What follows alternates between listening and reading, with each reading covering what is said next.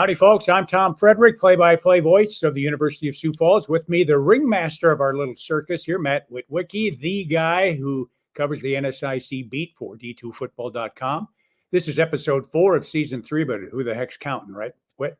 It was a warm, football-filled Saturday, September 14th, and Whit and I, covered the UMary game in Sioux Falls, and we beelined our way to Brookings to take in that Augustana, South Dakota State game. We'll talk more about our time at Dana J. Dykehouse Stadium in a bit. But first, I want to say that life on the road with Whit is an experience. It's an experience. Where are you going with that? An experience I wouldn't wish on my worst enemy. We had a fun time in the car. You're giving me a hard time already. It started when Whit picked me up. I thought I was going to have a nice leisurely drive to Brookings. No, he says, "You're driving." Okay. That's how that works. I foolishly tried to adjust his sun visor because, it was sunny and I was driving. How was I to know that the visor was broken? And he jury-rigged this thing. And since my moving it broke it again, it caused all sorts of turmoil. And then when we got to Brookings, finding the parking lot, I'd not been back to Brookings, my alma mater, in decades, but I'm supposed to know where the free parking is. And then next, on our half-mile walk to the stadium, he told me I was going too fast, that it wasn't a race. I was just moving at my typical pace, and I've got Yertle the turtle with me here. That was just the tip of the iceberg. Talk about the odd couple, huh? I'm surprised one of us didn't strangle the other one before the night was over. Anything you want to add? No, I was, when I went to drop you off, I couldn't drop you out fast enough, but I did consider running you over in your own driveway simultaneously. So, and that picture does my head and hair no justice. It makes me look like I have a lot less hair than the less hair I have. I'm going to tell you that right now. But and you were a good fella and modeled our new swag, our new merch, as the kids say it. And you boy, I tell you, you look like you could be on the runway there. Look at that. And I was repping the show, but you didn't want to wear your T-shirt. I guess you're saving that for a special occasion. Yeah. Well, I was trying to dress it up a little bit, and you were, you know what? I appreciate you wearing it. Not one single person asked us about it, but we will be talking more about our fan of the week and giving out one of those T-shirts here at the end of the show. All right, can hardly wait. Well, we open this week with the outstanding performances from Saturday, September 14th. Nick Cornder of the NSIC's home office in beautiful downtown Burnsville, Minnesota, announced junior wide receiver Brady Perryman of MSU Moorhead is the offensive honoree. The Cottage Grove, Minnesota native grabbed now 9 Jack Strand passes for more than 100 yards, 3 touchdowns, and most importantly, the game-winning 2-point conversion. First win for Moorhead over Duluth in nearly a quarter century.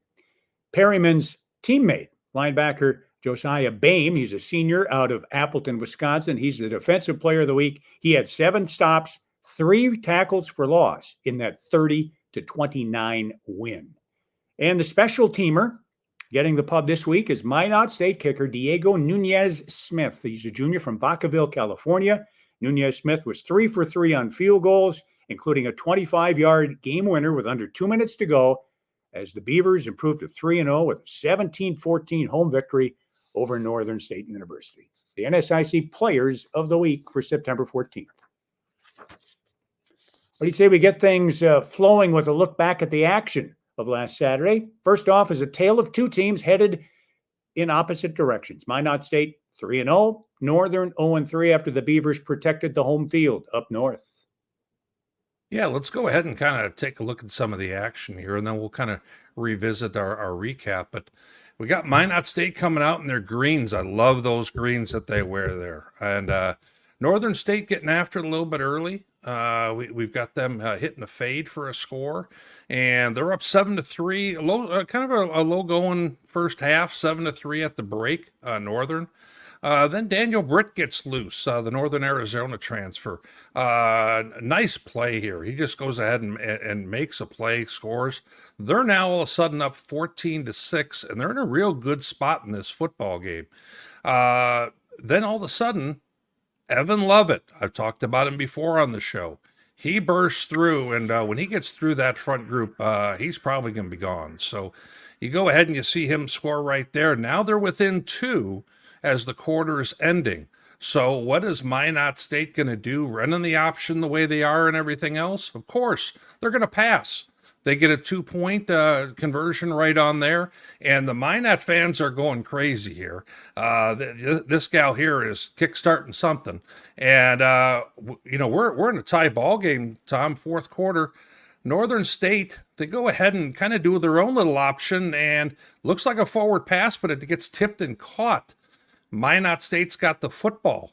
Well, what are they going to do? They're going to go ahead and run the option, grind it out a little bit here to where they get an attempt here for a field goal. They get it. They're up 17-14, and they're able to close out the contest. And just a huge win for Coach Shields and his staff. And it's fun to watch. You know, they have not been, Tom, 3-0.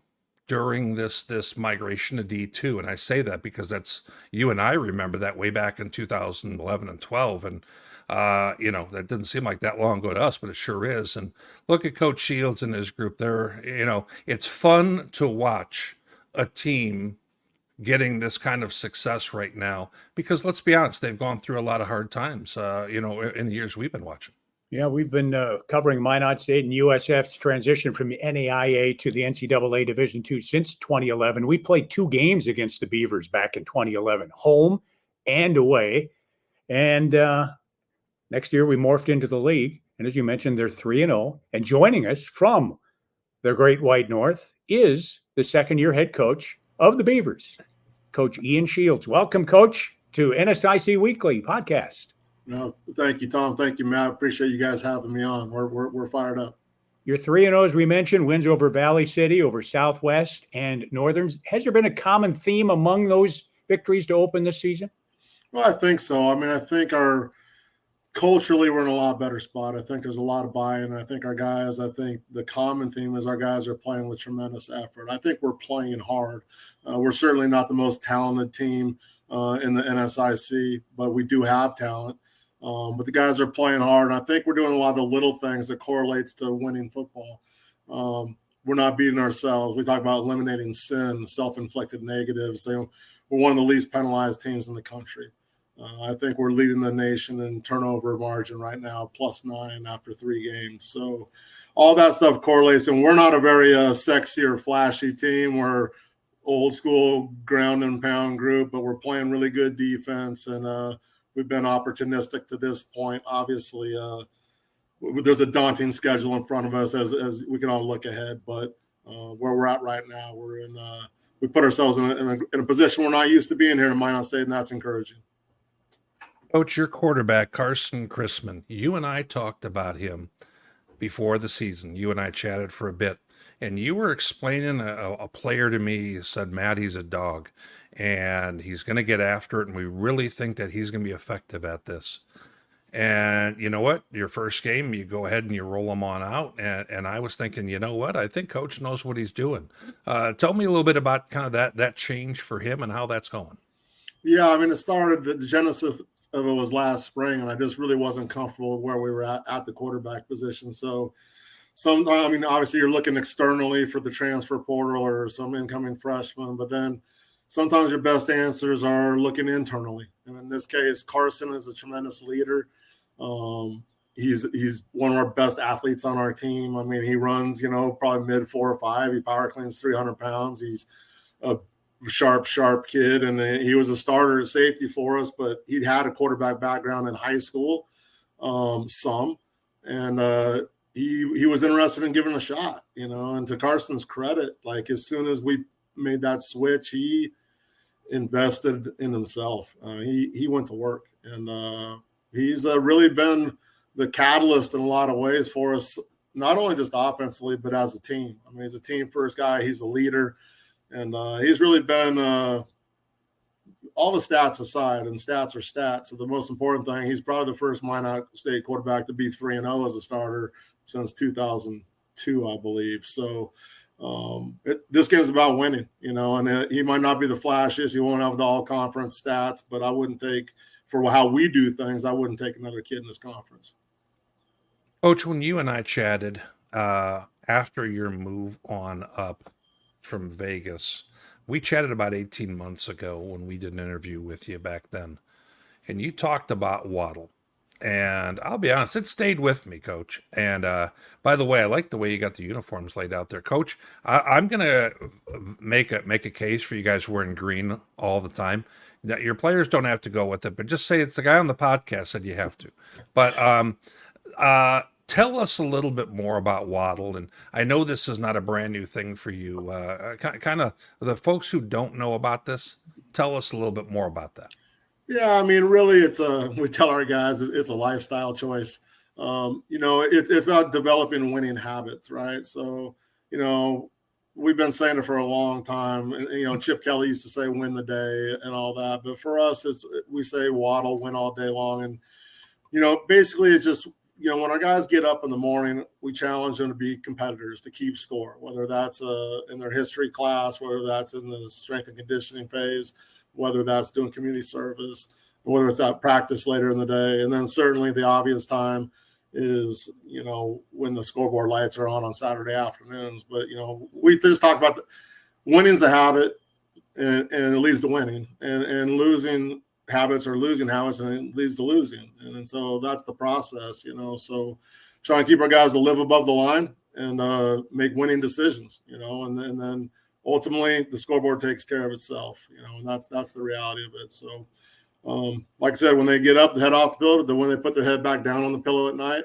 I want them to compete and be the best they can be. And that's the challenge. And I think that's really the foundational for us. Yeah, it's a corny acronym, but it's our corny acronym. And we don't. Coach Ian Shields is a guest here on the NSIC Weekly podcast. And Coach, your team is 3-0. This is your second year with the Beavers. You've had stops along the way. You're from Oregon. You played at Oregon State. You're a Beaver from back in the day. FCS stops, D2 stops, NAIA stops, and your coaching career here. Where's the competition you're facing the NSIC kind of fall into play from what you've seen throughout your lengthy stays? It was a rude awakening last year, to be quite frank. I inherited a tough situation here. It was a tough first year to win one game. That's not very comfortable, but I have seen turnarounds, and I think that's the formula here for a turnaround is that we have to we have to do things differently. We don't have all the resources. I love our location here in Minot, but you got to be, only the strong come north up here. And so there are advantages that we have here, but there's some that some people would receive in the recruiting world as a disadvantage. But we're building a culture, and I think it's something pretty special. I would say we probably have the most diverse locker room, not only in this conference, but maybe in the country. Right. We have kids on this team from 31 states and 3 countries, and we're pulling from everywhere. And some of those connections you mentioned, Tom, from whether it's in Florida or California or being back east in New York when I was at Army, like all those connections, and some of our guys on our staff, obviously, as well. We have a network nationally in recruiting that's helping us. And I think we have a product we can sell here. I know we do. That's why I took the job. I see a way forward here. We just have to do it differently than everybody. We're not at Alabama. We're not at Oregon. We're not at Mankato or Duluth or some of the halves in this conference that are just used to rolling off the ball and winning 9 or 10 games every year. That's not in place here. So for us, we got to pitch backwards. We have to throw change ups on fastball counts, and that's the lifestyle we got to lead, and that's why we're running the flex bone on offense, and why we run the defense we run, and why we recruited a little different model of kid that maybe someone would be attracted to as well. A little bit about the defense you're running. You're spearheaded by your middle linebacker, who's got a great football name, if you ask me, Carson Psycho. What are you doing well on defense in your estimation? Well, I think that's a great picture of Psycho right there. That's about right. You couldn't have a better name for a middle linebacker, obviously. So Carson's a talented, athletic kid and a great leader for our program. He runs around, he plays with great effort and energy, and he's already the school's all-time TFL leader. He will leave here by the end of this season. God willing, stays healthy. He'll end up being the school's all-time leading tackler when he's done. He also has already graduated as a nursing major, so he's done an amazing job off the field as well here, to his credit and his family's credit. So defensively, I think it starts. I hired in this offseason, I hired Jake Rothschiller as our defensive coordinator. Jake was at University of New Mexico at the FBS level as the linebacker coach there on Danny Gonzalez's staff. And when Danny got let go, Jake was looking. We had some common friends. Jake had GA'd for Rocky Long at New Mexico. Ironically, when I was at Oregon State, back when I was a GA, I GA'd for Rocky Long at Oregon State. But when I got done playing in 1994, not to date myself, but we had a heck of a staff. We had Rocky Long as our defensive coordinator. Brady Hoke was our D-line coach. We had Bronco Mendenhall in the secondary. We had plenty of good coaches. We just had not enough good players. Guys like me were playing. I wasn't good enough. So, but Jake's from a great tree in the coaching industry, and our style of defense, Rocky's style of defense, is unique. So I think we present problems for people because our chess pieces move around a little differently than conventional defenses. Sure. Coach, just a few more questions for you, and we'll let you get on with your dinner and everything else. Take a look at your schedule. Next up, Minnesota State Mankato. You're making the trip there to come play on the grass. When you throw on the film, what do you see with the challenge that you have in front of you? Well, I mean, everywhere you look, there's a challenge.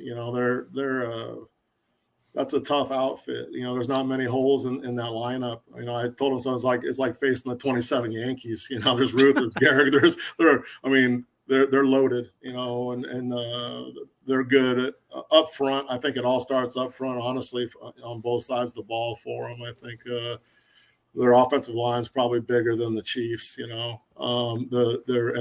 good and they're well coached. They got a plan. They know who they are. They know what their identity is. I think they're fabulous defensively up front as well. I think there's talent at all three levels. The linebackers are good. The secondary is talented. But there's probably a really good reason why they're ranked number 4 in the country. And I'm like, I don't even want to know who the other 3 are then in front of them, because this team looks as good as it comes in Division II football. Coach, as an announcer for a team that's got to make that trip to Minot come September 28th, we've got to do that. I dread it. It's a 9-hour bus ride. For you, I'm kind of curious. You guys, your closest opponent in the league is 2 hours away, and that's the University of Mary in Bismarck. What is it like for the Beavers to have to hit the road? As an example, you're at Wayne State the first weekend in October. You got to go to Duluth. When Upper Iowa was in the league, Minot to Upper Iowa, yikes. It's got to be just maddening for you guys to travel. Well, I mean, it's so much about perspective. You go back, you mentioned I was at the NAIA level at one point, and I was at Eastern Oregon University there in the Frontier League. I mean, you go from LeGrand, Oregon to Billings, Montana, that's 16. If you go from LeGrand to Havre, Montana, where Northern is, that's about 15 or 16. I mean, there's no easy way. So, like, these don't seem that bad, actually. It could be worse. And so it's kind of a matter of perspective. But I do think for us here, just at Minot, our kids are used to it. Like, that's all they know that have been here. Like, that's, you get on a bus and it's going to be that far. And I don't see it really as a disadvantage for us. I think our guys, in a way, enjoy it. There's certainly some challenges associated with that for us, but it's the norm for us. It's not different for us. Whereas for everyone that comes to our place up north up here, and we're the furthest west and the furthest north, right? And so I really feel, especially given our history as a program here, that we have a distinct home field advantage up here, here in the Magic City, as they call it. I think it's a tough place to come, and hopefully we become an uncomfortable team to play. Well, Coach, I wanted to say thank you very much for making time. I know you and I kind of were able to coordinate this, and you just got right off the practice field and came on in here. And I wanted to thank you for making time for us today. And I wanted to wish you good luck the rest of the way. Well, thank you, Matt and Anton, for having me on today. every chance I get a chance to brag about the young men in our program, I'll take that opportunity. I'm excited about what we've done. Obviously, we're probably a 2 or 3 touchdown underdog in every game on our schedule looking forward, but we're going to roll out the ball and go compete, and we'll play hard and hopefully do the things that correlate to winning football games. Coach, a pleasure speaking with you tonight. Look forward to crossing paths with you in person on the 28th up in Minot. Yes, sir. Travel safe, Tom. Yep. Well, good interview there, Matt. Great interview. Yeah. Great story for the Beavers. Their nice start. That's darn right. And you know, Coach is a great guy. He's fun to be around. And you know what? You better go look him up when you make the trip, Tom. I'll do my best. All right, we move on. Let's continue our recap of the September 14th game. Saturday night featured a battle of unbeatens as Wayne State hosted nationally ranked Minnesota State Mankato. The visiting Mavs pulled their chestnuts out of the fire in the last minute there. Tell us how they did it, Matt. Yeah, it's kind of a wild one. We're going to look at the video here in a moment, but the Mavs shot themselves in the foot a few times in this one and kind of let Wayne State stay around with some of that. Wayne State was still able to go ahead and strike via the big play like they have been known for over the last few years. But let's go ahead and pop on the video, and you're going to see Sam Backer get loose here. And all of a sudden, he's looking to kind of outrun the field, cuts on back, and he gets close to getting in for the score here. Then right after that, the Mavs are looking to go ahead. Tony Anger, who's kind of their goal line and short yardage, lunch pail guy, he goes ahead, gets the carry here. And watch Hayden Eckern. He goes ahead and does his version of the tush push by helping out in the back there. And now we move into nighttime. Apparently this game took so long. And you're going to go ahead and see an out and up at the top from Watson for the score. And he's been off to a crazy last few weeks. I think he's got, 4 touchdowns or something like that in that window. And, speaking of that tush push play, we got a little bit of that, but Anger decides that he doesn't feel like he wants to. I don't know if you noticed the ref somehow found his seat before the tush push. The Mavs outgained, Wayne State, 586 to like 281 or something like that. So it was you and I on the way back from Brookings were trying to figure out how was this such a close game? And, some of those turnovers right in front of the goal really aided with that. I frankly, Tom, I expected Wayne State to be a little more dangerous offensively in this football game and be able to move the ball better than they did. I think some of that, though, is really a tribute to how good the Mavs are playing right now and the fact that they had almost 600 yards of offense at Wayne State. Ooh, this team's looking real impressive. Next up, we had this game on the car, I should say in the car, thanks to the NSIC network, right? Pop it Absolutely. Up. There's it was a fantastic finish at Molosky Stadium in my old hometown of Duluth. MSU's Jack Strand and the player of the week offensively, Brady Perryman, were the key guys at the end for this one for Coach Lockway. Yeah, and before we go ahead and look at the game winner, we're looking at the Bulldogs. They weren't able to run well, Jasper, but he was able to throw it well. And this seemed like a game that UMD kind of had in hand in the fourth. Then the Dragons march, they get held up at the goal, but then they end up scoring twice in the last few minutes.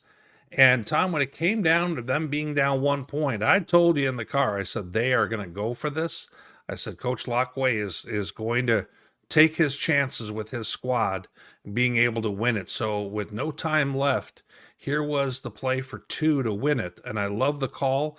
Quick slant right there. They get it done. And you got to love the celebration and all the energy that they have after that win. We thought that Coach Lockway's team was the kind of team that could win games like that this year, Tom. Everyone thought, can they make their next step? And it makes you kind of wonder, is this team the team that got kind of blown out by Wayne State or the one that can go up to Duluth and win a game like this? Yeah, I was on the Moorhead bandwagon before the season started. Then they shot me in the foot when they lost against Wayne. But now I'm ready to climb aboard once again. And you know what? I couldn't pull the trigger on the Moorhead upset last week. You'll recall I talked about saying that I thought that this one was going to go, late. I didn't think they're going to quite win it, and then they did. All right, moving right along. It was a warm, humid day in Sioux Falls, both for tailgating and for the football game. I think sideline buddy Chad Berger and Witt both are ruining the day. They could have used a little bit of additional sunscreen as you were working down the sidelines on that one, right? Yeah, I felt like I had a little bit of a crimson mask the other night, but I've been putting enough aloe vera on there now that we're starting to get okay. But when I look at this group of Mary fans that I was able to come across in the pregame, I think a few of those folks are thinking the same thing I am with regard to the needing a little suntan lotion. But this was a group that I met right 10 seconds out of getting out of my car. They walked on over and they said, "You're that guy who does the show with the hippie." And I said, "It's exactly who I am." No, they didn't say that. I said that. But then they were super friendly, coming on over and offering me food and drink and dessert, which I passed up, mind you. I had just eaten. So, there's times where I need to eat for nourishment, and then there's times for enjoyment. I thought the enjoyment would have taken the day there, but they were a really fun group, and long travels and everything else, and they had their marauders. I thought were very game as we went ahead and you saw them calling the game. I was field level, cooking at 86 degrees or whatever it was on the turf. But Tom, let me have you kind of describe how you saw it. Thought it was a track meet early, 28-20 at halftime. A lot of back and forth scoring in the first 30 minutes. The Cougars extended their lead to what appeared to be a pretty comfortable 35-20 advantage early stages, fourth quarter. As Lee Corso is fond for saying, "Not so fast, my friend." They mounted a comeback. I was a little head scratching about going for two when the Marauders did, but whatever. You might want to address that a little bit later. Cam Dean, 4 touchdowns thrown for the Cougars. He ran for another. Carter Slykehouse, monster day catching the ball for the Marauders. Sophion Massoud, he had a wonderful day, 300 yards passing. Man, he got rid of the football in fast fashion, so the Cougars could hardly get there. Yeah. And the big wideout, Mujib Rufai, man, he is a load, 6'2", 2.25, and he punished the Cougar secondary. He went for over 100 yards, as did Carson Jablonski, a wideout. And we saw a kickoff return for a touchdown. That was kind of neat. You don't see those every day, 89 yards for Andrew Trandall. But yeah, I could have run through that whole time, yeah. Yeah. The Cougars came up big when they needed to at the end. Matt Gehring, a interception with about 40 seconds left to clinch this one, 35-33. That was an entertaining contest. Yeah, I thought I thought Coach Shan Schillinger and his squad gave us a little bit of a glimpse of where this squad's going. Ooh, we've got some loud noises with you there, buddy. You all good? So, tap on the table too? No, please don't. No. So as we're kind of going ahead and looking at the Cougars, Hank Brown, 2 catches, 67 yards, 2 scores. So I thought this was a bit of an emergence of him being a real weapon for that Cougar squad. Yeah. True freshman out of Urbandale, Iowa, the Des Moines area. All right. Yes. Back to our irreconcilable differences road trip here. What an atmosphere for a football game in Brookings. 19,000 plus watching a renewal of an old series. They were North Central Conference rivals back in the day. The game kind of, truth be told, this was kind of a lackluster contest. Augustana couldn't get its offense on track. SDSU quarterback Mark Gronowski didn't look sharp, but I think both defenses had something to do with that, don't you? Absolutely. Mark Gronowski passing, I don't know if I've seen him thrown that bad. Now, he didn't. It was not like he was under duress. I thought Amar Johnson was kind of the difference in this football game and how well he runs it for the Jacks. He's a top player in the FCS, world. I thought that Augustana accounted very well for themselves. And we're going to go ahead and watch a little bit of the video here. They are able to get a turnover on the opening kick. You and I were still huffing it, trying to make it into the building when that happened. And it was kind of an odd noise from the crowd. Couldn't figure out what exactly happened. Augie goes ahead and gets a field goal a few plays later. And Augie was having trouble moving the ball, 171 yards all game. Gronowski, he's kind of too good of a player to have to deal with that one-on-one right there for most defenders. And no shock, but he went ahead and tried to go deep right here on a deep post. And Augie had it read. We were a little surprised that he threw it into that coverage. And Augie got some turnovers in this game. You see the opening kick. You see this here. Thomas Skolton trying to give his receiver a chance to make a play. But you know what? Against the Jacks, that's a real risk. They got good enough corners that they may go up and make a play also. And that's what we saw here. And, Jimmy Rogers talked a little bit about his team's celebration, South Dakota State's coach. And I think that he was kind of getting a little tired of some of those celebrations by his squad because they seem to be more about that. Here's Johnson on a score. And this is when they were kind of starting to, show their way. But the referee says, let's go ahead and move this along. And you and I are underneath the goalpost. We'll talk about that later on this field goal as South Dakota State kind of continues to push things a little bit.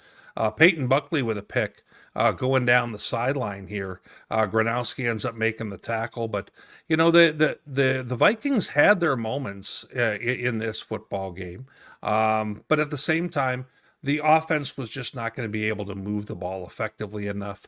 And unfortunately, we were right there when Jared Epperson, did a sweep to the left-hand side and had a violent collision with their player at the edge. Both guys kind of turned their heads and end up hitting heads. And unfortunately, he went down with a concussion in that moment. It was a scary deal. And Augie had some quarterbacks who also went down. And, Coach OJ is going to talk about it a little bit right here, Tom. And we're going to listen to this and we'll come right on back. Appreciate the effort of our kids. The focus that we had going into this was spectacular. I thought we prepped all week really well. I think our coaches coached a really good football game. We went against a really good football team, and at the end of the day, you can't have the mental mistakes that we made in a couple things. We talked about that, being mentally sharp all week. You can't make up the athletic difference against a team like this. I thought the effort of our kids and the play of our kids showed out really well today. I mean, keeping their starters up to the 4-minute mark of this football game, there's a lot of teams in the Valley that don't do that. So, and I don't care who played. We had a 4-string quarterback in at one point. So everybody's playing in this game. And I know Coach Rogers, his expectations are that whoever's stepping on the field executes and plays like the standard is. And that's the same way we think. And it's a really great football team we played, and we got better today. How are you health-wise? I mean, you took a beating tonight. Yeah, it's a physical game. And they're a physical team. And it's not their job to keep the score close. They're trying to get better too. But yeah, we did. Jared Epperson took a big hit, and it seems okay right now. At least Doc is going to keep an eye on him. Thomas Skolton took a lower leg shot, and he's dinged up. And so I thought Coach OJ was very honest there in his assessment of the game. And when he mentioned Jared Epperson there, obviously you never want to see anybody missing some significant time for something like that. So let's hope that that's not the case. But I think it probably does bring up the question, Tom, for them going forward. If you're Augustana, you feel really good about how well your defense played and bowled their necks at a lot of times in that football game. But it was kind of at a cost. And now the quarterback position, maybe they end up getting Hensley, who was out that game. Maybe he returns, but I think that's probably going to be the question for them in the coming weeks is what do they look like in some of those spots? Coach OJ says it's a violent game. I've covered football for decades from on high in a press box. I didn't realize just how violent that game is until you're down on the field like we were Saturday night. there was some popping going on there. I don't know how these guys come out physically okay at the end of a 60-minute contest. It's just amazing to me that they survive. No question. In kind of parting thoughts, I thought Augustana accounted well for not only themselves, but also for our level of football in the process. Now, for those who happen to be watching the Midco broadcast, and we're doing some level of Where's Waldo with Tom and I at the game, there is Tom representing there in case I need to move anyone along, there's a yellow circle on the screen. So Tom is there representing our swag. I am there, and apparently I did not get the message to suck it in during this moment, and I am in full display. I can see, going ahead and resting my camera on my shelf. A friend at church told me, Whit, that it was very kind of me to tie your shoe on the sideline. Oh, I forgot about that moment. Yes. I told him it's just the kind of guy I am, and that your ample midsection didn't allow for you to bend over and do it yourself. No, I was busy looking at my photos or something. I happened to snap a photo while you did that, but I haven't reviewed my photos yet. Daggum, that would have been a good moment too. I'm going to leave it with this. NSIC foes are going to have their hands full with that Augustana defensive unit. They were lights out, I thought, on Saturday night. Yeah, I would agree with that take. Let's move on. I'll go ahead and give you the mic back. What do you got here for me, buddy? Bemidji showed no ill effects from that last second loss to Mankato a week ago. Their confidence was not shattered. Same could not be said for SMSU. The Mustangs coming off a drubbing. Well, they got walloped again in Bemidji. Yeah, I think the 7 of 20 passing for 40 yards, a pick and 4 sacks is probably all you need to know about that. And, just a tough game for SMSU, who's still trying to figure out things at quarterback, and getting matched up at Bemidji in that process is a tall task. And you're noticing Bubba Peters, he went ahead 5 catches, 128 yards, 2 touchdowns.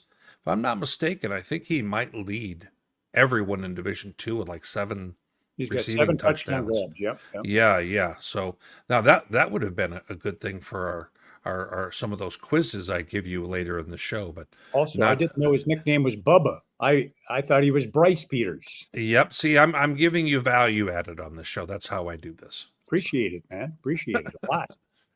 Winona State rebounded from its season opening loss to post a road win at Concordia St. Paul, and it was a convincing win to some extent. Yeah, this one here, 17-14 Winona at half. Golden Bears are having success running the football, but struggling to be a threat in the passing game. Reed Steyer was under center this time, and Jalen Richardson still very effective in the running game, but for them, they need to be able to be a little bit more dynamic with the passing. Otherwise, they're going to have a hard time with these numbers. And in the back portion of the game, Winona outscores them 14-0. And Cole Stenstrom, I thought maybe had one of his better games with them, 21 of 27 for 57 yards. And you can go ahead and see some balance in their offense there. I'm interested to see where kind of Winona goes from here. I had mentioned, a long time ago that we might be sleeping on them. Kind of have that whole thought, reserved for the time, and we'll review that here in a few weeks.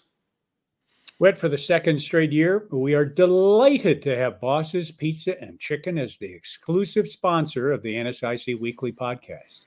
And right about this time every week, when you pop up these screens, my stomach starts to grumble and my mouth starts to water. Tom, you see here what they have. This is this newfangled thingy they have here, this app. Now, Tom, this means that you can order food on your phone. That's what that is. Well, thank you, sir. I didn't know that. Well, I'm here to help you out, especially when it comes to food. And so 50% off your first order with the app, Tom. I'm just saying. That's a savings. Yep. So that sounds like that's motivation, Tom, when the first time you used the app, what are you thinking? Are you thinking, maybe you go ahead and get pizza, or are you doing wings? Where are you going with this? Pasta. The chicken tenders. Oh, that's right. That's right. Remember, that's a ghost kitchen. We're not even supposed to know about that. Ooh, ghost. Exactly. Now, don't forget, all of our fans, guys, you need to step up. Someone needs to become a franchisee. They have locations that are waiting for people to go ahead and become a franchisee. 2 spots in Omaha, 1 Springfield, Missouri, 1 in Mankato. Mavs fans, hello. Mavs Mafia. I tell you, they just don't answer the bell. But anyway, moving on to the of the deck here, wasn't there on Sunday when you guys got together, put your heads together in the voting of this top 25? Yes, we did put our heads together, and we have some new results here, Tom. Notice anytime you see that shaded silver, that's me trying to kind of coach the viewer. Hey, those are the teams in the Northern Sun. So as we're looking at this here, Mankato moves up in our poll all the way up to 4. They jumped mines for those keeping close track of this at home. Now, the coaches, I think, don't have them higher than about 9, but they don't watch football like we do, let's be honest. So then furthermore, we got Bemidji in our poll at 21. The coaches don't have them in the poll. And Augustana is at 19. We only dropped them 1 spot with the loss to South Dakota State. I personally didn't drop them at all because I don't think anybody else was doing any better. So, but that's kind of how we saw it. Is there anything that jumps out to you at all here, Tom? Pitt State lost, but they're only down to 6th in the top 25. I thought maybe they take a little bit more of a tumble. Well, with a 3-point loss, and keep in mind, the team who's number 7, they kicked their butt. So it's one of those kind of things where you got to look at it more as the whole picture as opposed to an automatic drop in 5 spots type of thing. All righty.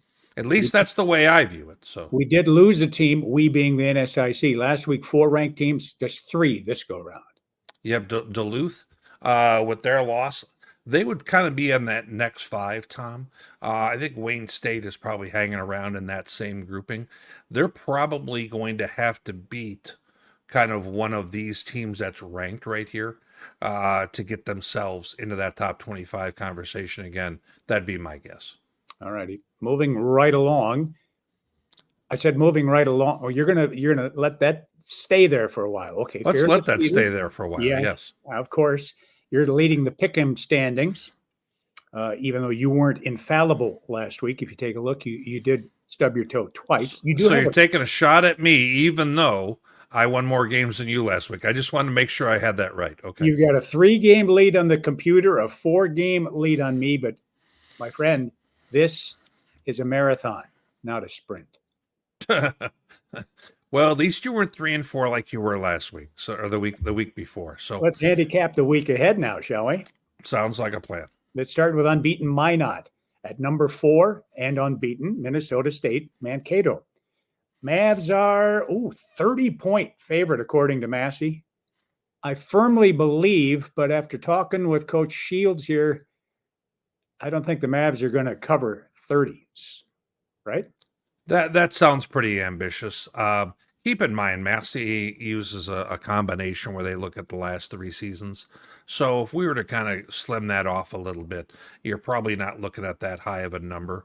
I'll be real interested to see, given the size and athleticism of Mankato, if Minot State is able to move the football with the option game or not.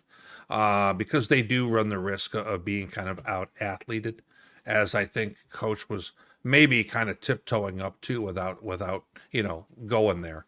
But do you think, I'm assuming you got Mankato winning but not covering? Is that where you're going? That's correct. I'll take the same I'll take the same journey you're on that. So Moorhead steps outside the silo here. Non-conference game. NSIC and the GLVC at McHenry. 9 points is the spread. Dragons favored on the road. After last weekend, I told you, I'm back on the bandwagon. Go Coach Lockway and company. Yeah, they got a little bit of a road trip with them here too, I tell you. McKendree is only a few hours north of St. Louis, and you think about that, that's a little bit of a drive. McKendree's got one of the best players that not a lot of people know about, Yogi Flagger. Great wideout, can do a little bit of everything. But I think Moorhead is just too much with that passing game. I mean, heck, they might have 3 wideouts, catch 10 balls each. That's just kind of the way they're operating right now. I'm not sure if I like them to cover the 9. Nah, you know what? I think I do. So I'll go ahead and take Moorhead to cover the number.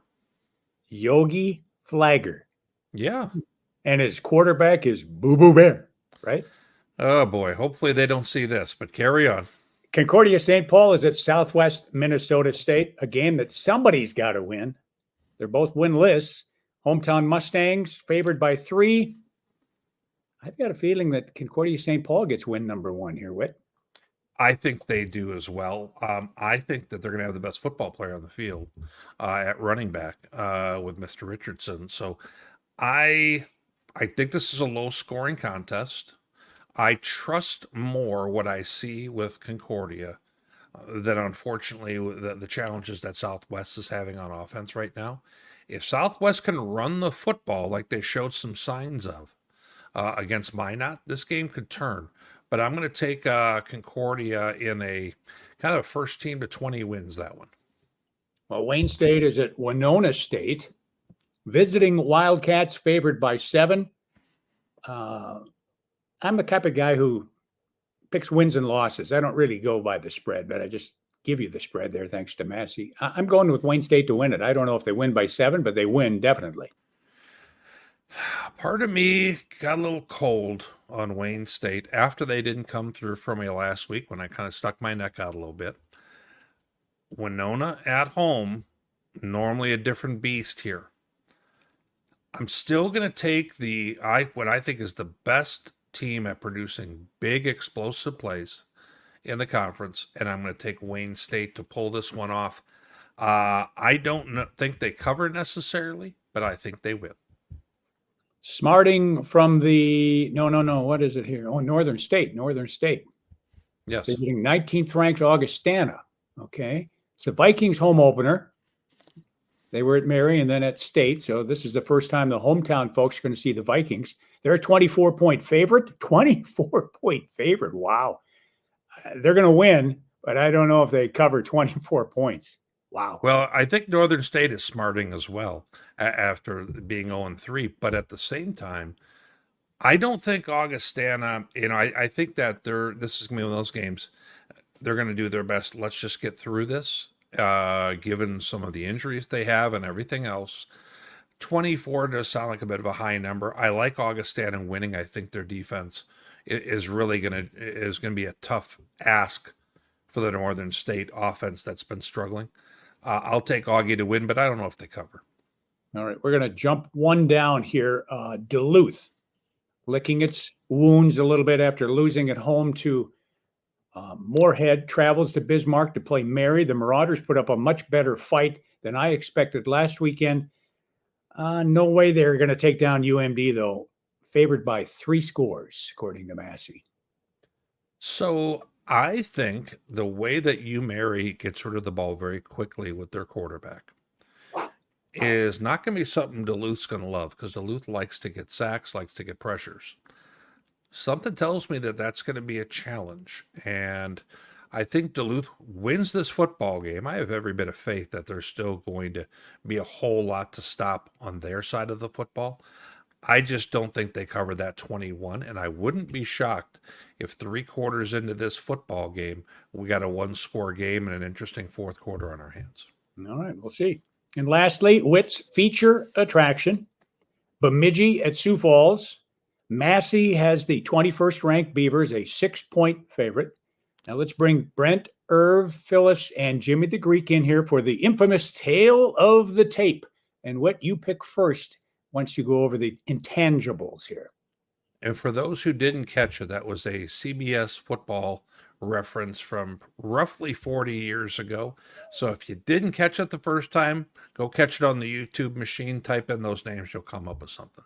But, this is my own take, and people can come up with their own chalkboard and do this if they'd like, but this is mine. I've got momentum going to Sioux Falls. They're the 3-0. They gotta have the momentum, don't they? Rush offense. I think both teams have shown that they can rush the ball well, but not, we're not talking about Harding here. Then we've got pass offenses. I think both teams have shown to be able to throw the ball in the passing game, but also, they also get some turnovers. So both of them get one X from me. But I think the total offense, the ability to score and being able to be counted on when they need to, is really more with Bemidji State right now than Sioux Falls. Now, the rush defense, I got to give that to Bemidji State. Pass defense, I'm going to say both teams have had, kind of had some challenges. Total defense, I got to give it to Bemidji State. Special teams, Sioux Falls, kick return and the onside kick, that makes this one easy.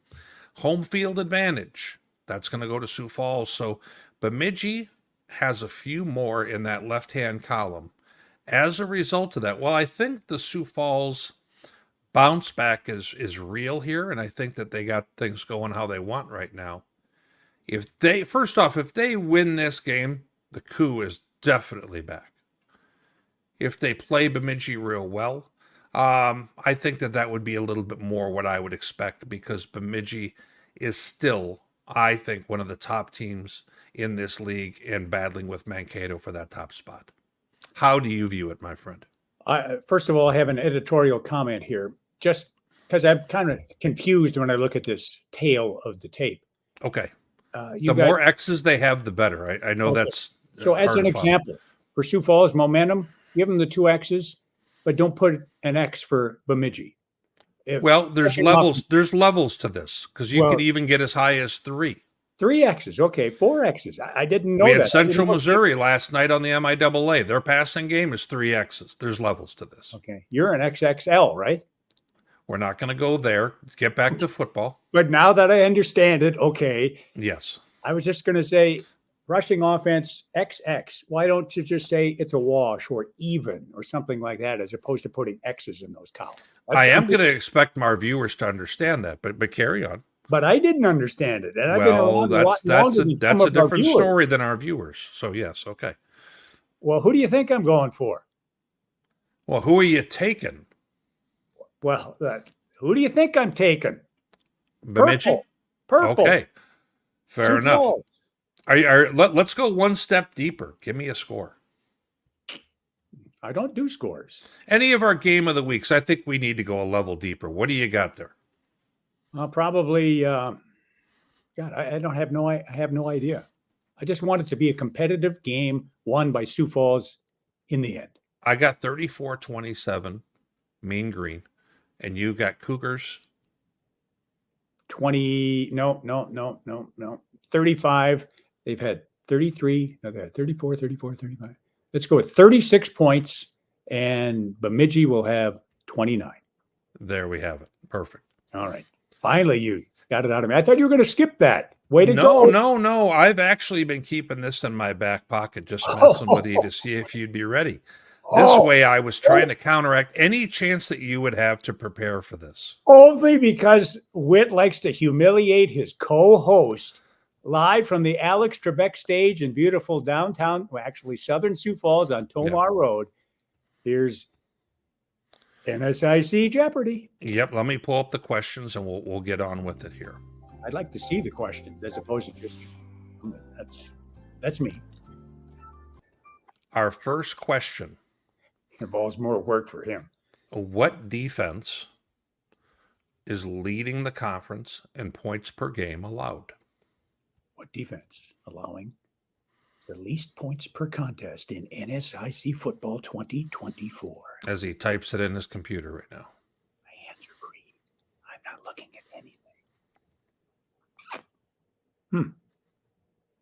I have no idea. Minot State. Oh.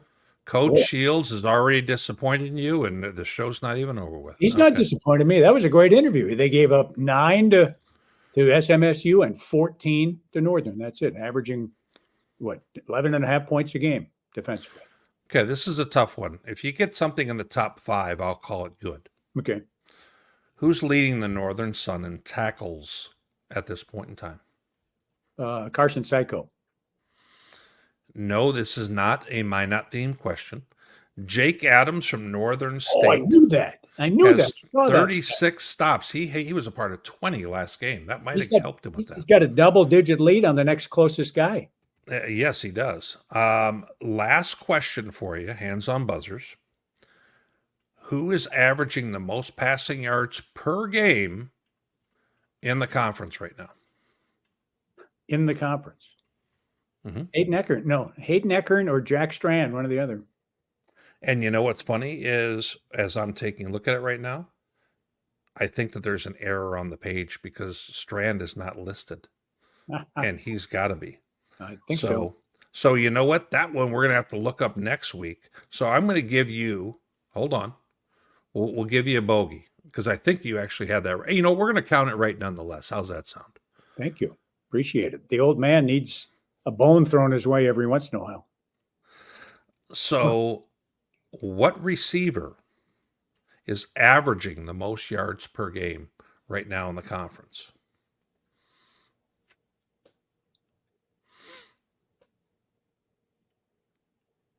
Carter Slykehouse, Sioux Falls.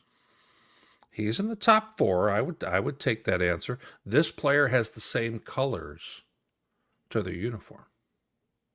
Okay. Sylvia Williams, Winona State. Sylvia Campbell. Yes, the other Sylvia. But yes, so he is tops right now, and I think he's kind of flying under the radar a little bit. Well, Cougars don't get to see him this year. First time we haven't played Winona State since 2012. I forgot that means he's off your radar. Yeah, so. he's off my radar. That closes out. No, it doesn't. You're trying to work over my guy Laker. I can't even believe this. No, Brad, did you see that? He's trying to close out before you get off the slide. I tell on you. X or Twitter on Saturday Night Wit said that he's going to start giving out the merch to his personally, artisanally handcrafted fans of the week. And the first one is our good friend from over in Mankato. Is there any way he wasn't going to be our first one? I mean, I've said it before. He is the super fan for his team that we all wish we were for ours. I mean, he travels all over the place. Look at him, the Mavs Mafia down in the bottom right. Top right, he's with his brother Mark right there, who's to the right, but in the middle, we've actually got the late Chuck Reed, who is essentially the father of Chris Reed, former Mankato player. Yeah, I mean this is a photo that we have from him. He was a huge supporter of our site, outstanding guy. And then we've also got right here Mr. Anger hanging out with Brad. So Brad travels not just to see Mavs games. He's been to a Key to the City game. He was at a Sioux Falls playoff game. He went to, if I'm not mistaken, I think that he went to the Moorhead Wayne game a few weeks ago. So he is not only a super fan for his team, but for the Northern Sun as a whole. And I can't think of a better way to start this on off with Brad Koenig. And we will have a new fan of the week next week. That's where the real suspense begins. All righty. We done, man. Season 3, episode 4 of the pod is out the door. Please check our socials listed on the big screen there. Be sure to subscribe to D2Football.com's YouTube channel. And until next week, this is Tom and Matt saying over and out.